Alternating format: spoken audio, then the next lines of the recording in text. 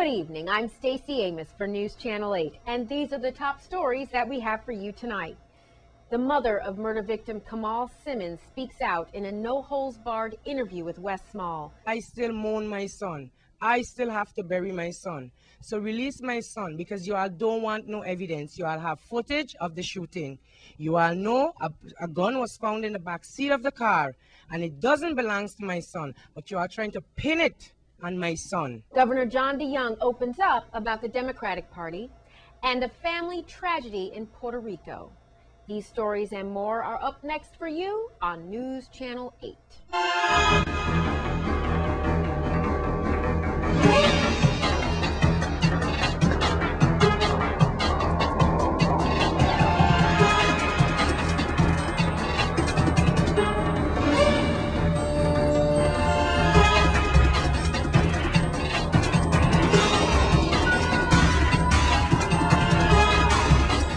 Our top story tonight, the mother of slain 21-year-old Khamal Simmonds says she is not getting justice when it comes to the investigation over her son. News Channel 8's Wes Small has more. Thank you very much, Stacey. Sadly, as history repeats itself, it's not the first time that this reporter has had to do a grieving mother with literally, there's no better way of saying this, backed up bodies in the morgue for one reason or another, non-payment of bills, just... It's a blatant disrespect, like Senator Positive Nelson said. I am now here with Pamela Harris, the mother of 21-year-old Khamal Simmonds, who was murdered and slain Company Street in a deadly shootout that happened on May 19th. Today, you come under the 8 in this exclusive because as the mother of Khamal, you want to say how you feel is a blatant injustice to you and your family. I want to say good evening, and please, again, extend our condolences. Thank you, Wes Small. My name is Pamela Harris. I'm the mother of Khamal Simmonds, who was gunned down in Christiansted. I'm asking the pathologist to please release my son's body. You said you all needed his body for evidence, but I don't understand what evidence you all want for the mere fact that you said he was going to be a priority. Today is Tuesday, and up to now the pathologist is not on St. Croix to do the autopsy on my son. This hurts more than anything else because I have no closure. No closure. I have no idea when I'm going to be able to bury my son. I have a sick daughter at the Cleveland Clinic right now, and I'm asking you, please release my son's body. I need my son's body to be released so I can have closure. The police department says they need his body for evidence, but I don't think you all want any kind of evidence, because if you wanted evidence, you would have already done the you would have already done the Take your time, take a breath. You would have already done what you needed to do. You would have already do the autopsy on him. But unfortunately, you all know what you all are covering up. You all know what you all are covering up. The police department, you know what you all are covering up. The other person is going to leave St. Croix that was a part of this shooting, okay? He's going to leave St. Croix, and you all are doing nothing about it.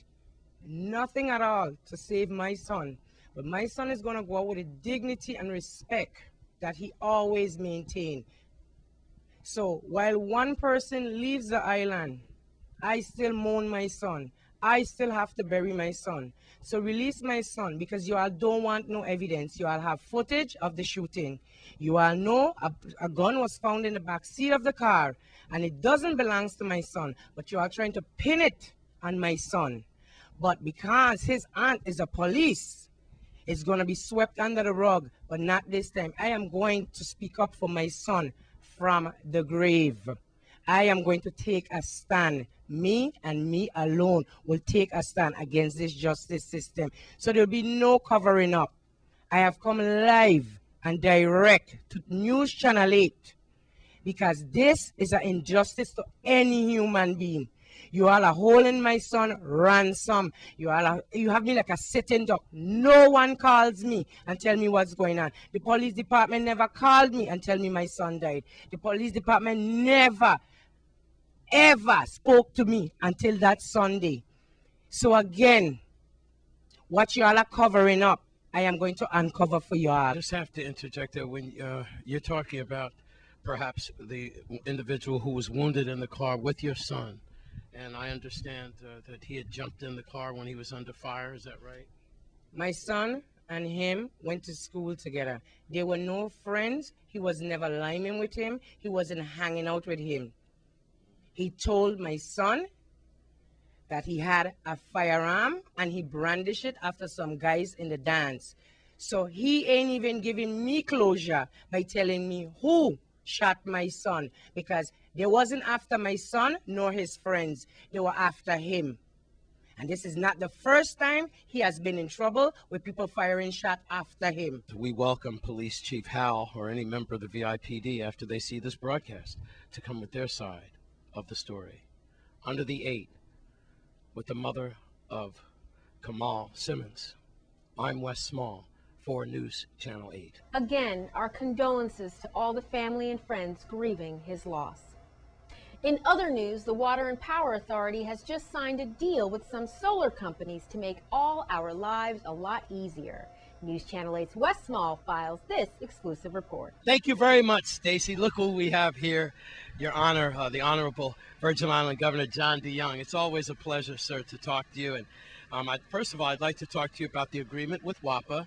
I know you're very happy about Toshiba and the other 2 entities with the solar. I am, which are Sun Edison and Lanclo Virgin Islands, which is a sub. But really having the 3 companies with 18 megawatts, I think, show what it is. A couple things. One, they're credit-worthy companies. They're strong companies, which I think sends a good sign as we begin to do a lot more in the renewable and alternative area, because it shows that you can do business with the Virgin Islands and with WAPA. Second, it'll be 18 megawatts, which will be at the peak hours, which helps us tremendously. With St. Croix close to 80, St. Thomas at 80, with St. Croix at 50, being able to reach peak with a commodity that doesn't cost us is clearly a advantage we can pass on to the consumer, which is tremendous. And I think the third thing is that WAPA doing this, I think, validates to the community that they are committed to renewable and alternative, that we're sensitive about getting off of fossil fuel and the uncertainty and prices that are there. And I think that's very important, because clearly what we want to do is to reduce the cost of the consumer of utility prices. Yes. Executive Director for WAPA, thank you very much. The Honorable Governor was just saying what this means, the 3 entities, Toshiba, Lanco, and the next one, what that means to the consumer, sir. What we have is a chance to diversify from our dependency on fuel oil. And not only diversify, but diversify with a source that is not tied to a commodity that's on a worldwide market that can fluctuate and be volatile, such as oil that we're on right now, or any other commodity for that matter. Yes. So a certain portion of our generation, at least for the next 20 or 25 years, will be set. The price will be set. We have some definitely good rates from them. And we'll be moving forward for the rest of our attempts to continue to diversify our generation portfolio. So customers will see the benefit of that source, and as we can feel today, it's definitely a good place to utilize this solar energy. So we're very, very excited about it. We're getting calls from all over the region, all over the country. Yes. 15% of your peak is the highest that I've seen anywhere.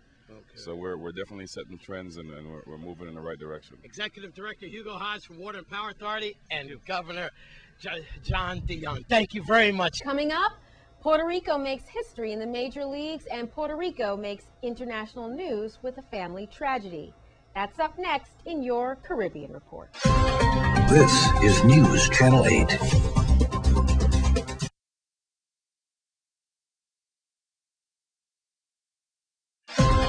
This is News Channel 8. Now here's your news from around the region.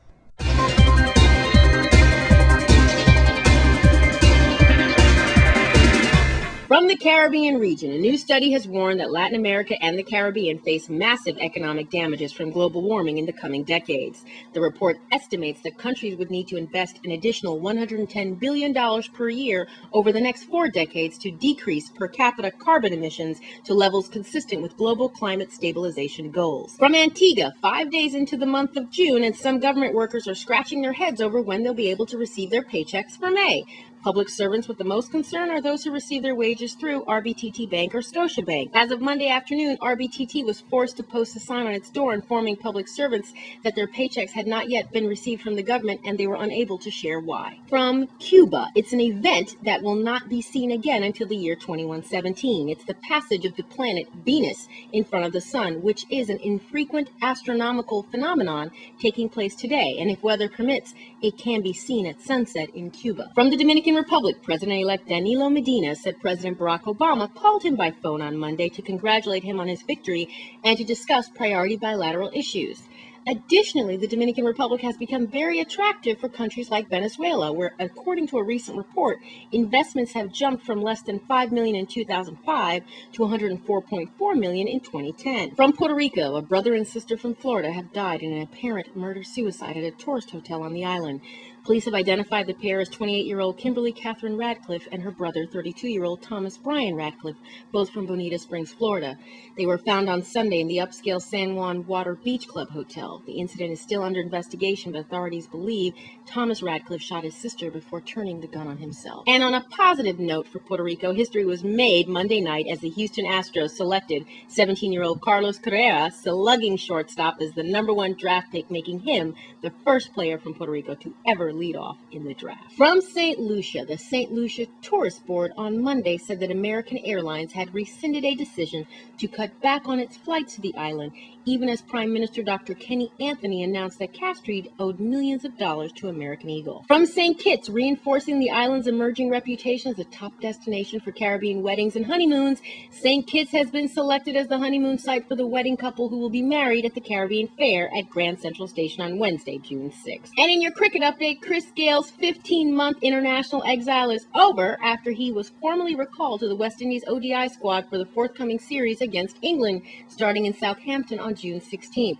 His recall was confirmed after a meeting of more political than selection in nature in St. Vincent. Gale and his agent Michael Hall spoke with an array of political and cricket figures, including the island's Prime Minister Ralph Gonsalves, Antigua and Bermuda Prime Minister Baldwin Spencer, and WICB President Julian Hunt. And the West Indies A-team came alive in a spectacular last hour to gain the upper hand over India A at the close of the third day of the first four-day test match yesterday.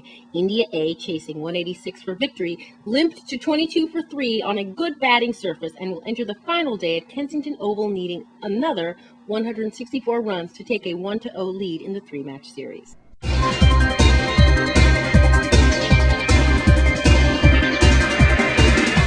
Please be sure to check our Facebook page for all full details and stories reported in the Caribbean Report. Now, the Democratic Party has a brand new state chairperson. News Channel 8's Wes Small has the story. Stacy, it's that time again, talking about the democratic process. I'm here with Emmett Hansen, and we've had him on from time to time, community activist, and now he's state Democratic chair. And Emmett, let's set the table. How many years have you been elected state Democratic chair for the Virgin Islands? Just this one term. This is my first term, yeah. It's been very interesting from just being an active Democrat and elected official to now actually handling the administration of the party. All right, Emmett, congratulations. Keep us up to date on the Democratic Party and what we can expect. Okay, well, this past Sunday we had our caucus to do exactly what you said, to elect our delegates to the Democratic National Convention, which will be in Charlotte, North Carolina, September of this year. And of course, all of our delegates have pledged to President Obama to re-nominate him and Vice President Joseph Biden to represent the party in the national election. We got an extra delegate this year because I negotiated with the National Democratic Committee to coordinate our caucus with Puerto Rico so that we can get an extra one. So there's always a way around to get a little bit more. But that was kind of an arduous process because usually you have to have 3 states that are next to one another. And my argument to them was, you tell me how are we going to get another state next to us? Not easy. It's impossible. There's only one. So finally they conceded, so we got an extra delegate. Good. So from St. Croix, we elected Robert Rios, Dean Andrews. We elected Carolyn Burke, not Carol Burke, Carolyn Burke, and Florine O'Dane Hassel. In St. Thomas, we have Pamela Richard Samuel, Colette Conroy Monroe, and also Edgar Baker Phillips. So that completes our delegation. The major part that's important with this is that we get a chance to go to the National Democratic Convention and say, listen, these are the things that the Virgin Islands needs, and we want it to be a part of the national platform. Right. And in that way, all the persons who are elected in Congress, in the House, who are delegates, representatives of their state, understand that the National Democratic Party wants this to happen. Treat us the same as any other citizen. So it's important that every Democrat that serves across the nation understands that this is a very valid point, that we're going through the DNC to get it done, and when you go back to work, the elected officials in the Congress and in the House, that this is what we want passed. All right. Maybe none of that'll work, though, if Mitt Romney wins. Well, you know, if he wins, we're still Americans. And our concerns will still be out there. Exactly, because what we tend to do is we tend to personalize our concerns. It's not about the individual, it's about the populace of the Virgin Islands. All right. So just if Mitt wins, and I think it's unlikely that he will, but if he does win, we still have these issues. We still fight in the wars. We still pay the same amount in Social Security. So we need these things. With Democratic State Chair Emmett Hansen trying to get President Obama elected for 4 more years. Bring me a T-shirt from North Carolina. You got it. I'm Wes Small for News Channel 8. Continuing with the Democratic Party and the 2012 U.S. presidential election, our own VI Governor John DeJongh responds to News Channel 8's Wes Small in more detail on the party and President Barack Obama's chances of getting reelected. Could you tell us about the Obama campaign for the, he's going to have a rough road ahead to go against Mitt Romney. A lot of people feel he might win, but maybe not by a landslide. Well, what's the Virgin Islands take on supporting Obama? 4 years ago, we came out 98% for President Obama, Senator Obama. This year, there's no doubt in my mind the Virgin Islands will come out 99%. Okay. I think a lot of the initiatives we put in place have helped us, from the health reform to helping us with respect to things that have taken place with the various agencies at the federal level. The White House has opened up, and the delegate, I'm sure, can speak very closely to how much she's worked with the administration in getting there. The difficulty that the president has is only it's been a very difficult time. From the time that he entered office to now, we've been in a great recession, one of the worst recessions. So he's had to manage that recession and at the same time achieve growth. The AI program, the stimulus funds helped a tremendous amount of communities. His opposition doesn't have a record, and so clearly he can spend most of his time fighting the president's policies. But I feel very comfortable. I have to compliment the chair for the selection process with the delegates in terms of what happened in terms of that and the fact that we now have the delegation. I've got to compliment him and others for it. So I feel very comfortable that the VI is there 1,000% behind the president. Coming up, it's baseball in your Sports 411. This newscast has been sponsored by Mario's Virgin Crystal. Let us save you the hassle of lugging those jugs around. Purified bottled water conveniently delivered to your home or office. Also available in your favorite grocery store. Call 773-2810. This is News Channel 8.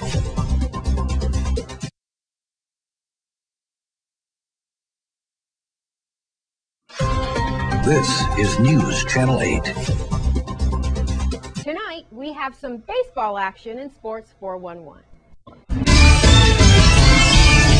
Thanks a lot, Stacy. Tonight we bring you action from the Raphael Jackson AA Baseball League. Well, on Sunday, we had the first place Yankees taking on one of the cellar dwellers, the Cobras. Well, the Yankees starting pitcher, Steve Simmons, was in a giving mood as he was giving out hits, walks, and free passes for all the Cobras batters as he gave up 5 runs in the first inning. Folks, he didn't have no out and the bases were loaded.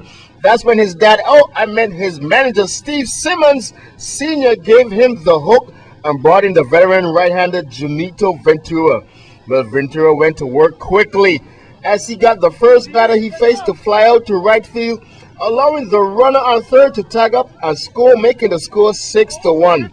Ventura, he then gets the next batter to pop up to first for the second out. He then gets the third batter to fly out to right to end the inning, but the damage had already been done as the Yankee was in a hole 6-1. On the mound for the Cobras was another veteran pitcher, Roberto Camacho, and he was taking the youngsters to school. Deshaun Brown, sit down. Oh, buddy. Tiger Woo. Oh, that's some nasty stuff. Oh, signing them up to his fan club. But the Yankees, they was chipping away at the Cobras' lead. Here, Lakish Plant scores on the pitch, on the wild pitch by Camacho Plant. Folks, he's fast like grease lightning. Top of the sixth, the Yankees have the bases loaded, trailing 7-6 with 1 out. Cobras went to their bullpen and brought in Emmanuel Martinez for relief. Well, Martinez walks the first batter he faced, bringing home the tying run. So the game is all tied up at 7-all. Next up was Plant. Martinez gets him to pop up in the infield for the infield fly out for the second out. Next up was Ventura. A base hit, a walk would bring home the go-ahead run. He takes the first pitch for a strike.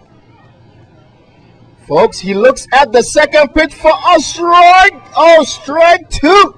Hey, Ventura, can I help you? No, I'm just looking. Believe it or not, folks, he takes the third pitch for strike 3. Oh, buddy, as Martinez got out of the inning. Bottom of the sixth.